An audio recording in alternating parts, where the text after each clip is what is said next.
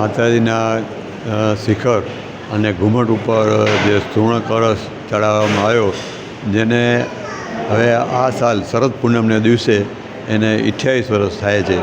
તો એની પૂર્વ સંધ્યાએ કે માતાજી શરદ પૂનમનું કાર્ય નિર્વિઘ્ને પાર પાડે અને એના માટે સૌને માતાજીના આશીર્વાદ મળે, જે અનુસંધાને એક સંકલ્પ પૂજા રાખીએ છીએ કે આ વસ્તુ એ અખંડ ચાલુ રહે અને દરેકને માતાજીના આશીર્વાદ મળે. જેના માટે લગભગ 12 જેટલા જોડલા સંકલ્પ પૂજનમાં અહીંયા પૂજાનો લાભ લે છે. અને અત્યારે નામદાર મહારાણી સાહેબ પણ ભુજ મંદિરમાં આપણે અહીંયા માતાજીને શીશ નમાવવા આવે છે.